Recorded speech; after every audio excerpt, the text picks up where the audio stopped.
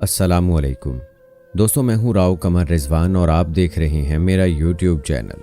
जब अब्बा और अम्मा की शादी हुई, देखने वाले कहते थे कि इस बेजोड़ शादी का अंजाम जुदाई होगा, लेकिन अंजाम से बेपरवाह कुदरत ने मुझको माँ और बाप के दरमियान एक पुल की सूरत में पैदा कर दिया।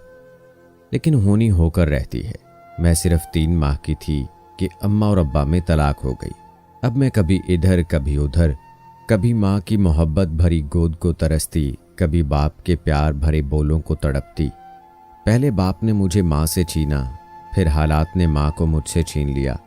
कुछ ही अरसे बाद मामूओं की काविशों से माँ का घर तो आबाद हो गया, मगर मेरी दुनिया अंधेर हो गई। जब दिल में माँ से मिलने, उनके आंचल में जिंदगी बसर करने की उम्मीद का दिया बुझ गया, जब मैं दूसरे बच्चों को माँ से लेपटते देखती, दिल में एक हूक सी उठती। अब्बा जल्द ही मेरी जिम्मेदारी से घबरा गए। तभी नानी अम्मी की ख्वाहिश पर मैं बाप के घर से नानी के यहाँ मुंतकिल हो गई। माँ से जुदाई का दर्द तो सहा था, बाप से जुदाई का दुख भी सह लिया। वालिद ने नानी से वादा किया कि अपनी बच्ची का खर्चा मैं आपको दिया करूँगा।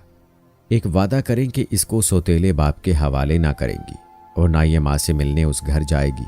मैं नहीं चाहता कि ये एक गैर शख्स के टुकड़ों पर पले और मेरे होते वो सौतेले बाप को अब्बा कहकर पुकारे। ये मेरी गैरत को गवारा ना होगा। नानी अम्मी ने वादा कर लिया कि मुझको भी मेरी माँ के हवाले ना करेंगी और न उनको मुझे ले जाने देंगी। उनके इत्मीनान दिलाने से मेरे वालिद मुतमईन हो गए। वालिदा कभी कभार मिलने को नानी अम्मी के घर आया करती थीं। जब उनको पता चला कि मैं उनकी माँ के आंचल के साए में आ गई हूँ तो वो खुश हो गई। बोली, हमेशा की जुदाई से कभी कभार का मिलना फिर गनीमत है। बेटी की सूरत तो देख लिया करूँगी। अब वो आती तो मुझे गोद में भर लेती और मैं भी उनके गले में बाहें डाल देती थी। लेकिन ये कभी कभार का मिलना प्यार की प्यास को और भड़का गया। अब माँ जब मैके आती, मैं दौड़कर उनके गले लगती, वो रोने लग जाती। तभी मैं भी उनसे लिपटकर खूब आंसू बहाती। वो नानी अम्मी से कहती, मेरी बेटी मुझे दे दो। नानी उज़र करती कि इसका बाप मेरे हवाले इस वादे पर कर गया है कि मैं इसको तुम्हारे हवाले ना करूँगी और ना सौतेले बाप के घर भेजूंगी। अब तुम मुझको वादा शिकनी पर मजबूर ना करो और इस बुढ़ापे में झूठा ना बनाओ। ये एक कुदरती अमर है कि जब अम्मी आकर रोती धोती, मेरा दिल भी उनकी तरफ खींचने लगता और मैं उनसे यूं लिपट जाती जिस तरह कोई बेल किसी दरख्त से लिपट जाती है। तब उनसे जुदाई मौत जैसी तकलीफ देह लगने लगती। यही चाह होती कि माँ के साथ उनके घर चली जाऊं, मगर बूढ़ी नानी की आंखों से बहते आंसुओं की लड़ियां मेरे पैरों की जंजीरें बन जाती। कभी कभार सौतेले वालिद भी माँ के साथ आते थे और हम माँ बेटी का उदास मिलाप देखकर रंजीदा हो जाते थे। आखिरकार ये आए दिन का रोना रंग ले आया। एक रोज़ नानी अम्मी की तबीयत अचानक ख़राब हो गई। घर में छोटी खाला और मैं थे। नानी की हालत बिगड़ जाने से उनको अस्पताल ले जाना नागुज़ीर हो गया। खाला ने पड़ोस में जाकर मिन्नत की कि उनकी वालिदा को अस्पताल ले जाने में मदद करें। पड़ोसी नानी को अस्पताल ले गए। मैं और खाला घर पर थे। खाला ने अम्मी को फ़ोन करके सूरत हाल बताई। वो फ़ौरन अपने शौहर के साथ आईं और खाला को लेकर अस्पताल चली गई। मैं घर में अकेली थी कि शाम में दरवाजे पर दस्तक हुई। पूछा, कौन है? जवाब मिला, बेटी मैं तुम्हारा अब्बू हूँ। तुम्हारी नानी माँ के लिए घर से कुछ अशिया अस्पताल ले जानी है। मैंने आवाज़ पहचान कर दरवाज़ा खोल दिया। उन्होंने कुछ मतलूबा अशिया घर से लीं और कहा, तुम्हारी नानी और खाला रात को अस्पताल में ही रहेंगी, तो क्या तुम घर पर अकेली रहोगी? मैं पड़ोस वाली खाला के घर चली जाऊंगी अंकल। बेटी इससे बेहतर नहीं कि तुम अपनी अम्मी के पास रह जाओ। ऐसा करो कि तुम मेरे साथ चलो, मैं तुमको तुम्हारी माँ के पास छोड़ देता हूँ। 1-2 दिन की बात है, जब तुम्हारी नानी घर आ जाएंगी तो लौट आना। मैं सोच में पड़ गई। मेरा दिल भी चाह रहा था कि एक बार अपनी माँ से लिपट कर सोऊं। क्या सोच रही हो बेटी? जल्दी से फैसला करो। मुझको तुम्हारी नानी अम्मी को कंबल और बर्तन वगैरह पहुंचाने हैं। गर्ज उन्होंने इतने प्यार से बात की कि मैं फ़ौरन कपड़े बदल कर उनके साथ जाने को तैयार हो गई। अस्पताल से पहले अम्मी का घर पड़ता था। सौतेले अब्बू ने रास्ते में गाड़ी रोक ली। बोले, तुम्हारी अम्मी अस्पताल से घर आ चुकी हैं, उनसे मिलोगी? हमारा घर भी देख लो। मैं चुप रही तो उन्होंने गाड़ी गली में मोड़ ली और कुछ आगे जाकर एक घर के गेट पर रोककर हॉर्न दिया। तभी गेट खुला। सामने मेरी माँ खड़ी थी। उनको देखते ही जैसे मेरे तने मुर्दा में नई रूह पड़ गई। मैं तेजी से गाड़ी से उतरकर गेट के अंदर पहुंची और माँ से लिपट गई। वो भी मुझे खुद से भींचकर प्यार करने लगी। तभी उनके शौहर ने कहा, सुरैया, बच्ची घर में अकेली थी, मैंने मुनासिब ख्याल किया कि इसको तुम्हारे पास छोड़ दूं। तुम लोगों ने अगर अस्पताल चलना होगा तो गाड़ी में बैठ जाओ। अभी तो मैं अस्पताल से आई हूं, घर का काम पड़ा हुआ है, नईम भी स्कूल से आने वाला है, आप जाएं, मैं अभी नहीं जा सकती, हम शाम को अम्मी के पास हो लेंगे। ये कहकर उन्होंने दरवाज़ा बंद कर लिया और मैं अम्मी के पास उनसे लगी खड़ी रह गई। मैं माँ के पास पहुंचकर खुश हो गई, नानी की तमाम फिक्र भूल गई। नानी से भी प्यार था, लेकिन माँ आखिर माँ थी। माँ की तो खुशबू ही सबसे अलग थी। सौतेला बाप भी ऐसा बुरा ना लगा, मोहब्बत से बुलाता था और नरमी से पुकारता था, हर फरमाइश पूरी करता, किसी शय की कमी ना होने देता। यहाँ आकर रूह के काफ़ी करब दूर हो गए थे। मेरे सगे वालिद 2-3 माह बाद कहीं चक्कर लगाते। दूसरी शादी के बाद उनकी मेरी तरफ तवज्जो कम हुई तो नानी अम्मी के घर भी आमदोरफ्त घटती गई। नानी भी जानबूझकर उनको अपनी बीमारी की इत्तला ना दी थी कि मेरे सगे और सौतेले वालिद में अस्पताल में टकराव ना हो। उस वक्त तो अंकल आरिफ और अम्मी ही नानी का इलाज मुआलजा करवा रहे थे। सगी माँ के घर आकर वो खला भी भर गया जो वालदैन की अलहदगी के बाद से मेरे अंदर बढ़ता रहता था। यहाँ मैं ज़हनी तौर पर खासी आसूदा हो गई थी। जब वालिद साहब को पता चला कि मैं माँ के पास चली गई हूँ, उन्होंने नानी से बहुत झगड़ा किया। नानी अम्मी ने उनको समझाया कि मुझको दिल का दौरा पड़ चुका है, मरते मरते बची हूँ, लड़की को घर में अकेला कैसे छोड़ देती, वो सगी माँ के पास है तो महफूज हाथों में है। बेटी अरीबा की मंगनी कर दी है, उसकी शादी हो जाएगी, मैं भी ना रही तो साहिबा का क्या बनेगा। मैं अपनी बच्ची को ले जाऊंगा, अपने पास रखूंगा, मेरे होते ये सौतेले बाप के घर क्यों रहे। ठीक है तो ले जाओ, तुमको किसने रोका है, मैं कल ही साहिबा को बुलवाकर तुम्हारे हवाले किए देती हूँ। नानी ने वालिद साहब से कहा तो उनका गुस्सा ठंडा हुआ।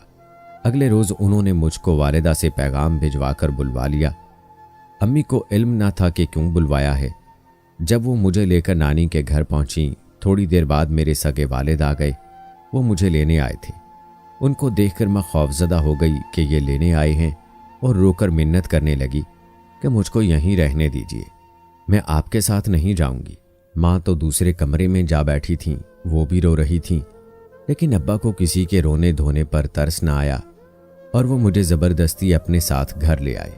उन्होंने अपनी जिद पूरी कर ली, मगर उनकी बीवी ने मुझे देखकर तेवरी चढ़ा ली। बोली, ये वहाँ ठीक रह रही थी, क्यों ले आए हो, मेरी बेटी है, हकदार है यहाँ रहने की, तभी ले आया हूँ, तुमको क्या तकलीफ है। वालिद ने सख्ती से कहा तो बीवी खामोश हो गई, मगर उसका सलूक मेरे साथ अच्छा ना था। 2 माह में ही मैं सूख कर कांटा हो गई। अगरचे वालिद ख्याल करते थे, किसी शय की कमी ना होने देते थे, तवज्जो रखते थे, और यही बातें सौतेली माँ को बुरी लगती थीं। 2 साल में अपने हकीकी वालिद के घर रही। इस दौरान सौतेली माँ ने एक पल भी मुझको सुकून का सांस ना लेने दिया। स्कूल दाखिल ना कराया, घर का सारा काम मुझे कमसिन के कंधों पर लाद दिया, अपने 3 बच्चों की आया बना दिया। वालिद ने यहाँ तक भी बर्दाश्त कर लिया, लेकिन एक दिन जब वो अचानक घर आए, मेरे बाजुओं पर नील और सर पर चोट के निशान देखकर घबरा गए। अपने कमरे में ले गए और कहा, बेटी डरो नहीं, आज सब कुछ बता दो कि ये औरत तुम्हारे साथ क्या सलूक करती है। मैंने रोकर बता दिया कि मारती हैं और बहुत जलील करती हैं, खाना भी बासी देती हैं, जिससे मेरा पेट खराब रहता है। अब वालिद को एहसास हुआ कि उन्होंने मुझे घर लाकर गलती की है। मैं नानी अम्मी के पास ही ठीक थी। बेशक वो कमज़ोर और बीमार थीं, मगर छोटी खाला अरीबा मुझसे बहुत प्यार करती थीं, हर तरह से ख्याल रखती थीं।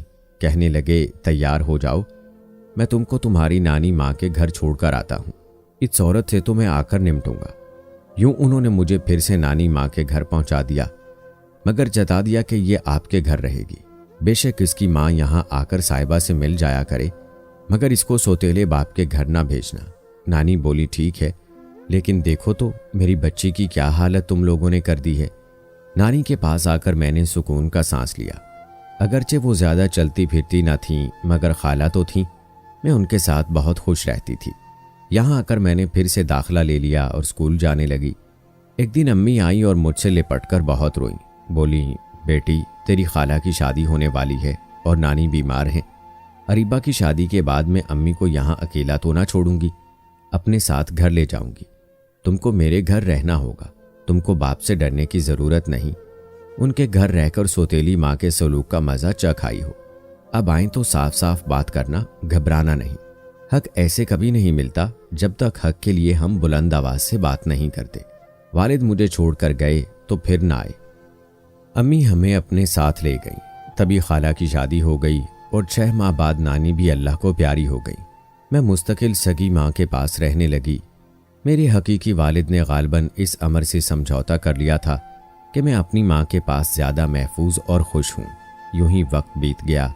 9 साल सौतेले बाप के घर रही। उन्होंने मुझको सगे बाप जैसी मोहब्बत दी और कभी इस प्यार में कमी ना आने दी। जब मैं 16 बरस की हो गई तो माँ का घर भी मेरे लिए गैर महफूज हो गया कि मेरे सौतेले बाप यानी अंकल आरफ का बेटा, जो अपने मामू ममानी के घर रहा था, मामू के इंतकाल के बाद अपने बाप के घर आ गया। बल्कि यूं कहना चाहिए कि अंकल आरफ खुद उसको घर ले आए। ये लड़का जिसका नाम कामरान था कुछ अजीब सा था। ना तो ये जहनी तौर पर पूरी तरह सही था और न पूरी तरह पागल था। उसकी उम्र 31 के लगभग हो गई, लेकिन बहुत ज़्यादा खाने की वजह से जिस्म फरबा और उम्र ज़्यादा लगती थी। वो अक्सर खामोश रहता था। सारा दिन अपने कमरे में बंद रहता और इनडोर गेम अकेले ही खेलता रहता, मसलन कैरम, ताश, लूडो, शतरंज, गर्ज सभी खेल अकेले खेलता। उसका काम टीवी देखना, खाना और सोना था। जब वो किसी से गर्ज ना रखता तो कोई भी उससे गर्ज ना रखता। अम्मी के तीनों बच्चे और मैं, हम सब आपस में खेलते, हंसते, बोलते, लेकिन वो सबसे अलग थलग, किसी से घुलता मिलता ना था। कुछ दिन हालात मामूल के मुताबिक रहे। अम्मी कामरान का बहुत ख्याल भी रखती थीं कि ये नॉर्मल इंसानों जैसा नहीं है। इस पर खसूसी तवज्जो देती। खाने पीने का भी ख्याल रखती। कपड़े वगैरह उजले और इस्त्री करके उसकी अलमारियों में लगा देती और कामरान के सारे काम अपने हाथों से सरअंजाम देती कि यही अंकल आरफ की हिदायत थी। कोई नहीं कह सकता था कि अम्मी उस लड़के की सौतेली माँ है। कुछ दिनों से मैं कामरान में तब्दीली महसूस कर रही थी। वो मुझसे करीब होने की कोशिश करता, मुझे आवाज़ देकर बुलाता और मेरे साथ कैरम खेलने पर इसरार करता। मैं उसका कहना मान लेती कि बेचारा अकेलापन महसूस करता है और इसका कोई दोस्त नहीं, तो शायद तन्हाई ने इसको ऐसा कर दिया है। खुदा जाने मामू और ममानी ने उसके साथ कैसा सलूक किया था कि वो ऐसा हो गया। वरना देखने में तो भला लगता है, किसी को गाली देता है और न ज़रर पहुंचाता है। जितना खाने को दो खाता ही जाता है। इसके सिवा इसमें कोई दूसरी बुरी आदत भी न थी। कुछ दिनों से वो मुझसे उनसियत महसूस करने लगा था। मैं नज़र ना आती तो उसकी निगाहें मुझे ढूंढने लगती।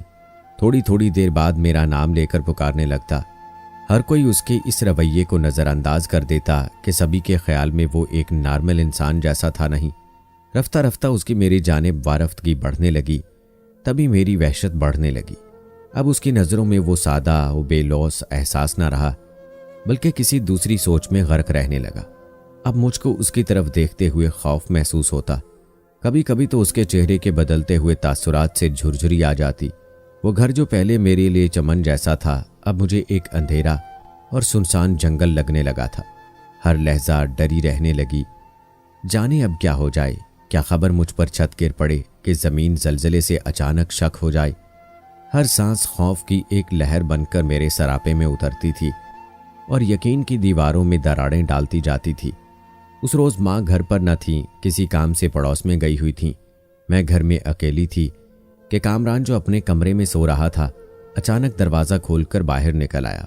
मुझे तन्हा देखकर उसकी आंखों में एक वहशियाना चमक जागी, जैसे मासूम और बेबस हरन को देखकर चीते की आंखों में शिकार करने की ख्वाहिश एक झपट बनकर लपकने लगती है। मैंने कामरान की जानिब देखा तो मेरे मुंह से बेइख्तियार चीख निकल गई। जहां खड़ी थी वहीं मेरा वजूद ठिठर कर रह गया। खौफ से कांपने लगी। सोच रही थी कि आज मैं ना बच सकूंगी। शायद ये मुझको कत्ल करने के इरादे से आगे बढ़ता आ रहा है। आखिर वो बुरी घड़ी आ गई। वो एक खूनखार चीते की तरह मेरी तरफ बढ़ा ही था कि कुदरत को मुझ पर तरस आ गया। उस वक्त जब ये ताकतवर अधूरे जहन का इंसान मेरी मासूमियत को जख्मी करने वाला था, गेट के लॉक में किसी ने बाहर से चाबी घुमाई। ये वालिदा थीं, क्योंकि चाबी उन्हीं के पास होती थी। जब वो बाहर जाती, वापसी में बाहर से गेट को चाबी से खोलकर अंदर आ जाती थी। सच कहूं कि माँ के आने से एक क़यामत मुझ पर टूटने से रह गई। शुक्र किया कि बचाव हो गया, क्या जानती थी कि ये बचाओ तो तबाही का पेश खैमा है। असल क़यामत तो आगे मुंतज़िर है। इसके बाद तो दिन और रात किसी भी वक्त एक लम्हे भी मुझको चैन नसीब ना हुआ। हर पल में एक नए खौफ की मूसलाधार बारिश में भीगती और कांपती रही। माँ भी बखूबी जान गई थी मैं किस वजह से परेशान रहने लगी हूँ। पूछती थीं कि क्या बात है, क्यों डरी डरी रहती हो। आखिर मैंने बता दिया कि कामरान से डरती हूँ। बेटी, कामरान आरिफ का सगा बेटा है। तुम्हारी खातिर वो क्यों उसको अपने घर से निकालेगा या दूसरी जगह भेजेगा। यूं भी वो ज़हनी पसमानदा है, तो ऐसे बच्चों की जगह सिर्फ उनके अपने बाप के घर में ही होती है। दूसरे कब उनको रखते हैं। मैं आरिफ से नहीं कह सकती कि तुम कामरान को घर से निकालो, क्योंकि मेरी बेटी उससे डरती है। ये बात किसी तरह भी मुनासिब नहीं है। मैं कोशिश कर रही हूँ जल्द से जल्द कोई अच्छा रिश्ता मिले तो तुमको तुम्हारे घर का कर दूं। अब माँ को क्या खबर कि मैं कामरान से क्यों डरती हूँ, क्योंकि मैंने उसके अंदर के हैवान को वहशी होते देख लिया था। मगर माँ से ये बात कहने की जुर्रत भी ना हो रही थी। मुबादा वो मुझे मेरे हकीकी बाप के हवाले कर दें, जहाँ सौतेली माँ के रूप में डसने को एक नागन मौजूद थी। माँ को अंदाज़ा होने लगा था कि इस घर में एतमाद की छत किसी वक्त गिर सकती है। सो वो रोज़ आरिफ अंकल का सर खाने लगी कि कोई अच्छा रिश्ता देखिए, जल्द से जल्द मैं लड़की को ब्याह देना चाहती हूँ। जवान बेटी का घर बैठाए रखना ठीक नहीं। यूं तो आरिफ अंकल बहुत अच्छे इंसान थे, लेकिन उनको मेरे ब्याह की कोई फिक्र ना थी, या यूं कहना चाहिए कि जल्दी ना थी। अम्मी ज़्यादा कहती तो चिढ़ने लगते, और कामरान से तो इतनी मोहब्बत करते थे कि वो उसके खिलाफ एक लफ्ज़ भी नहीं सुन सकते थे। एक दिन पड़ोस में शादी थी। अम्मी अपने शौहर, बच्चों और कामरान के साथ शादी में चली गईं। मेरी तबीयत ठीक न थी, मैं न गई। जब शादी की रसूमात शुरू हुई और लोग महव हो गए तो कामरान ने दीवार फांदी और घर के अंदर कूद आया। धम की आवाज़ आई तो मैं चौंकी। बाहर निकल कर देखा वो बरामदे से घर के अंदर आ रहा था। आते ही उसने लाइट बंद की और फिर मुझे दबोच लिया। मेरी चीख निकल गई। मैंने फिर इतनी ज़ोर से चीखी मारी कि वो घबरा गया और मुझे छोड़ दिया। तब मैंने सर पर गेट की तरफ दौड़ लगा दी और खोलकर बाहर निकल गई। होना तो ये चाहिए था कि मैं शादी वाले घर जाकर अम्मी को बताती, लेकिन वहां इस कदर रश था कि उनको भीड़ में तलाश करना पड़ता। मैं तो नंगे सर नंगे पांव भागी थी। सोचा कहाँ जाऊं, लेकिन जिस पंछी के पंख कट गए हों उसकी उड़ान कहाँ तक होती है, भाग कर जाती कहाँ। भागते भागते आगे एक नौजवान से टक्कर हो गई। वो और मैं दोनों ही गिरते गिरते बचे। वो बेचारा हवास बाख्ता हो गया। मैंने कहा, भाई मुझे बचा लो, कुछ बुरे लोग मेरे ताकुब में हैं, मुझको मेरी खाला के घर पहुंचा दो। तुम्हारी खाला का घर कहाँ है? उसने सवाल किया। मैंने पता बता दिया। खाला का घर नज़दीक न था तो ज़्यादा दूर भी न था। कहने लगा, अच्छा मेरी गाड़ी सामने मौजूद है, तुम उसमें बैठो, मैं तुमको जहाँ कहती हो पहुँचा देता हूँ। दरअसल वो खालू का रिश्तेदार था। मेरा पता बताने से उसने समझ लिया कि ये सही कह रही है। वो मुझे खाला के घर ले आया। जब खाला ने मुझे वहशत ज़दा और इस हाल में देखा तो दंग रह गई। बोली, साहिबा क्या हुआ है तुझे? और ये तो इस वक्त रात को, सर पर दुपट्टा और ना पैरों में चप्पल। ऐसा क्या हो गया जो तू इस तरह घर से भागी है? मैंने कहा, बताती हूँ खाला, दम तो लेने दो और इनका शुक्रिया कहो जो मुझे यहाँ तक लाए हैं। अब खाला ने उस नौजवान पर तवज्जो दी और बेख्तियार उनके मुंह से निकला, अरे ये तो सद्दाम है। सद्दाम, तुम यहाँ? हाँ खाला जी, ये मुझे सड़क पर डरी सहमी भागती हुई मिली। आपका पता बताया, मैं समझ गया कि मामला संजीदा है, आपके पास ले आया। शुक्रिया बेटा। शायद तुम जानते होगे ये मेरी आपा सुरैया की बेटी है। हाँ खाला जी, जानता था। अच्छा बैठो, कुछ खा पी लो, तब तक इसके भी हवास दुरुस्त हो जाएंगे तो पता चल जाएगा कि क्या बात है। वो खाला के शौहर यानी मेरे इकलौते खालू का भांजा था। खुदा ने मुझको और मेरी इज्जत आबरू को बचाना था कि ये फरिश्ता मेरे रास्ते में आया। उनका घर भी वहाँ ही था जहाँ मैं भागते भागते उनसे टकराई थी। शुक्र कीजिए कि इस कहानी का अंजाम अलमिया नहीं बल्कि खुशगवार हुआ।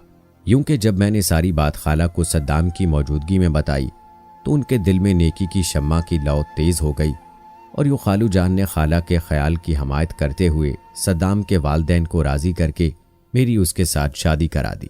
जो तहफ़्फ़ुज़ मुझे बाप के घर मिला और न माँ के घर, वो मुझे खाला और खालू के ज़रिए सद्दाम के घर में मिल गया। सच है कि शौहर अच्छा हो तो उसके घर से बढ़कर पुरअमन कोई जगह और शौहर से बढ़कर कोई बेहतर मुहाफ़िज़ नहीं। कैसी लगी आज की सबक आमूज़ कहानी? कमेंट बॉक्स में ज़रूर बताएं। मिलते हैं अगली वीडियो में, तब तक के लिए अल्लाह हाफिज।